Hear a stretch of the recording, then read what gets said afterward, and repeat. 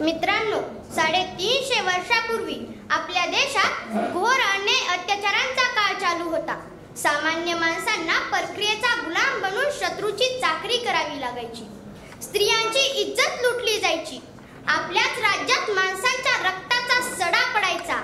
तेव्हा माणसाला माणूस म्हणून जगण्याचा न्याय मिळवून देण्यासाठी, दृष्टांचा संहार करण्यासाठी, इतिहासाच्या कालपटलावर आदर्श घालून देण्यासाठी, ज्यांच्यामुळे इतिहास ओळखला जातो, ज्यांच्याशिवाय इतिहासच पूर्ण होऊ शकत नाही, असे दुराज्याला सुराज्य बनवून स्वराज्य स्थापन युग प्रवर्तनासाठी फाल्गुन वैद्य तृतीयाक्षके 1551 म्हणजेच 19 फेब्रुवारी 1630 रोजी पुणे जिल्ह्यातील जुन्नर तालुक्यातील शिवनेरी किल्ल्यावर राजमाता जिजाऊंच्या पोटी युगप्रवर्तक छत्रपती शिवरायांचा जन्म झाला व संबंध जगाला आदर्श व जनमानसांना प्रतिभा संपन्न लेणं मिळालं।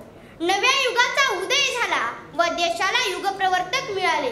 म्हणूनच रसिक श्रोते हो, नमस्कार। मी कोड क्रमांक 121 विषय मांडत आहे युगप्रवर्तक छत्रपती शिवराय। शिवराय हे आपल्या पित्यांप्रमाणे प्रजेचा सांभाळ करणारे कणवाळू पिता होते। जनमानसांवर माया करणारे जणू स्नेहाळू माताच होते। तसेच बंडखोर पितुरांना देहदंडाची शिक्षा करणारे कर्तबकठोर न्याय राजाही होते। छत्रपती शिवराय हे एक महान युगप्रवर्तक होते। छत्रपती शिवराय हे एक महान युगप्रवर्तक होते। खरं तर छत्रपती युगप्रवर्तक म्हणताना शिवछत्रपतींच्या जन्मापूर्वीचे युग कसे होते आणि शिवछत्रपतींच्या राज्यकारभारातून नेमके कोणते परिवर्तन युग सुरू झाले हे पाहावे लागेल। सर, महाराजांनी आपला राज्यकारभार चालवत असताना अनेक महत्त्वाचे मोठे बदल घडवले। सर, महाराजांनी आपला राज्यकारभार चालवत असताना अनेक महत्त्वाचे मोठे परिवर्तन केले। त्यामध्ये त्यांनी वतने द्यायची पद्धत बंद करून वेतन द्यायची पद्धत सुरू केली व राज्याच्या कार्यात प्रगल्भता आणली। सर्वप्रथम शिवरायांनी कान्होजी आंग्रे यांच्या नेतृत्वाखाली आरमार उभारून आरमाराचे जनक म्हणून ते ओळखले जाऊ लागले। तसेच अफझल खानाचा वध, शाहिस्ते खानावर छापा, आग्र्याहून सुटका अशा नियोजनबद्ध व्यवस्थापनेचा व शक्तीपेक्षा युक्ती श्रेष्ठ हा परिवर्तनीय धडा त्यांनी जगाला दिला। त्या काळात स्वातंत्र्याचा विचार करणंही जीवघेणं होतं।